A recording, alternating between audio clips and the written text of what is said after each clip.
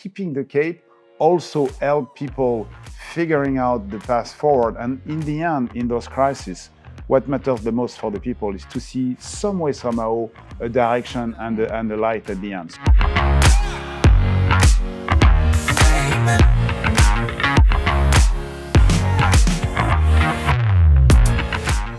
Good morning, Jean-Jacques. Good morning.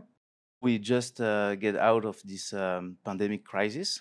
Can you tell us just a few words about where Accor stands right now? I would say that we've reached an inflection point. We've got more winds in our back than winds faced to us, and we've been really going through heavy winds, I should say.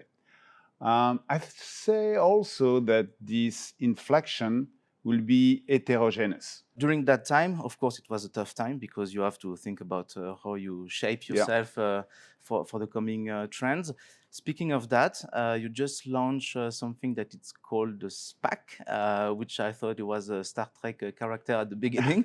Can you tell us just a little bit about what it is? It's a fund?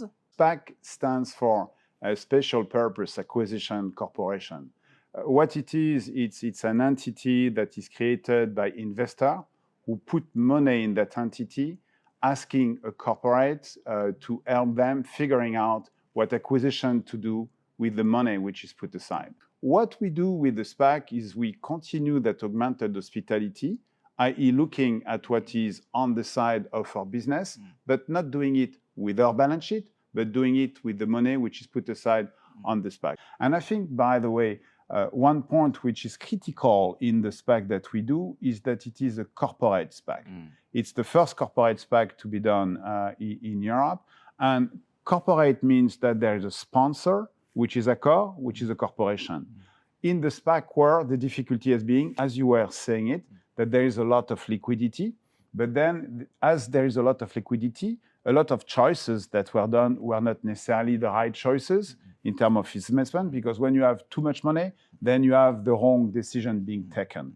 In the case of the SPAC, as it is sponsored by Accor, then what happens is that we're going to be the one filtering the quality. We know the market. We know what are the targets. We've been working on it. You know, we've done 12 billion of acquisition and sale of assets over the last 5 years. So because of that intimate knowledge and the capability to evaluate, what we bring to that endeavor is quality.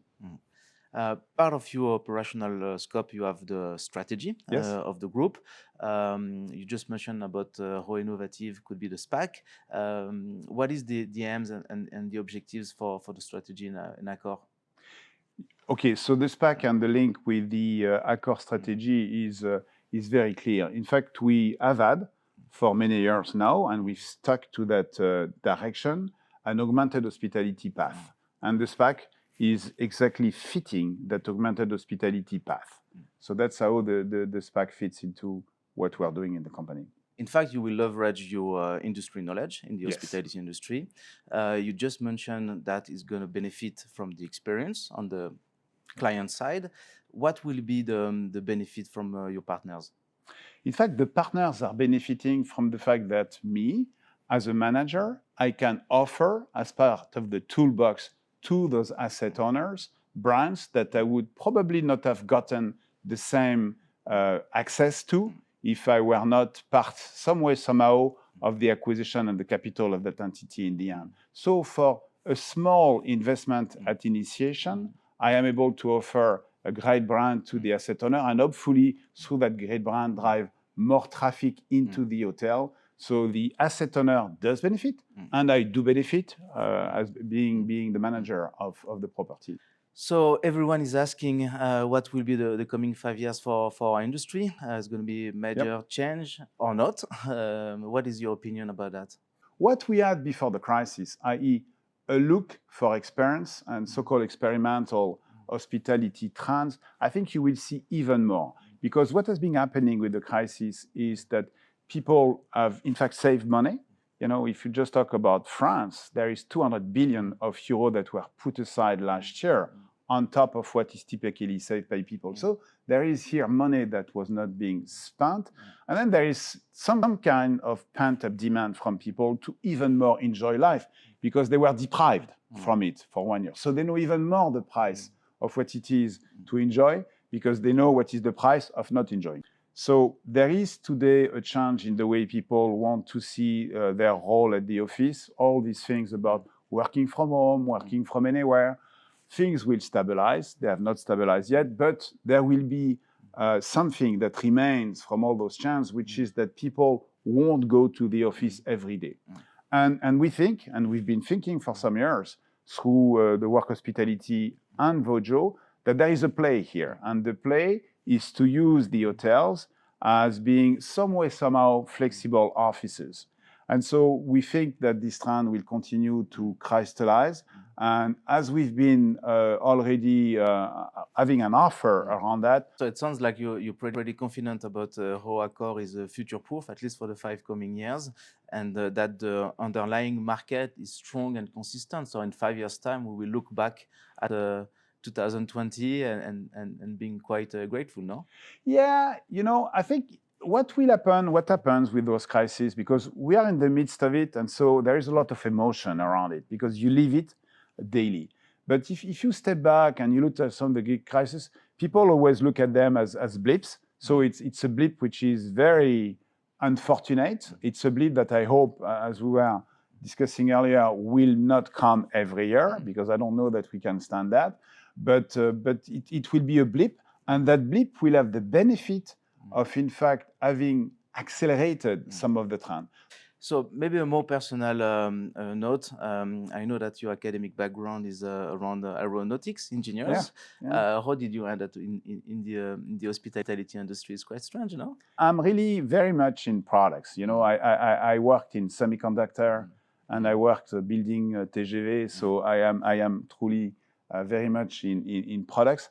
I think I am also very much in trying things, in being curious. And so that's how I've been building my path throughout this life. And when I met with Sébastien, in fact, it was in the midst of the digital transformation. That looked like a nice endeavor. And so my engineering background was kind of fitting that. And so I kind of figured out that I would try that and try to do something different. And that's really how it went. So there was not the planning that I really did around that. It's meeting people and believing in the story and then executing it. And today, I do not regret any minute of it. We're always very curious about those who were leaders in our industry during that pandemic period. What did you learn about yourself? Because managing people, managing challenges, it should have been quite specific, no? The difficulty being a manager is the lack of visibility. We were really not foreseeing what could happen, what may happen, how it could happen. And by the way, anybody who thought he was foreseeing something was proven wrong the next months. I think we went through so many different iterations that really made the life of everybody difficult. I think what we learned there, or what we did well, is that we had a series of strategy and a series of axes that we had determined before, and we fundamentally did not budge from those. So we've been sticking to what we had been determined as being the cape. And I give you an example of that. We were just discussing about what we do in terms of lifestyle. We may have totally stopped that initiative saying, listen, business is difficult, we'll wait and we'll see. We've not done that. And I think keeping the cape also helped people figuring out the path forward. And in the end, in those crises, what matters the most for the people is to see some way, somehow, a direction and a light at the end. So we're now past that point. It's much easier to make those comments. But keeping calm, keeping collected was difficult as a management. But did you learn something about yourself? What I learned about myself is that every time you think you've reached the limit, there is a new limit. And in fact, you are reaching the other limit. When we went through the crisis, right? And I'm talking about me, but I'm talking about all the management team and the teams more generally of the company. When you go through the crisis, you take actions and you think you've reached the limit. And you think you've reached the limit because you've tried before to do things that were above that limit and you couldn't do it. We launched that reset plan. Reset is super ambitious. I mean, it's significant improvement in terms of the capability of the company to generate EBITDA, to just qualify it, is 20% more on the basis of 2019. Everybody said, my God, how are we going to do it? Then people worked. They worked a long time. They used the right methodology. And in the end, they were able to do that. And this is very important in order to survive. This is also very important in order to be more nimble when you get out of the crisis and be able to rebound faster. And so, you know, what I learned is that, which is that you think you've reached the limit, you can work and do better. Thank you, Jean-Jacques.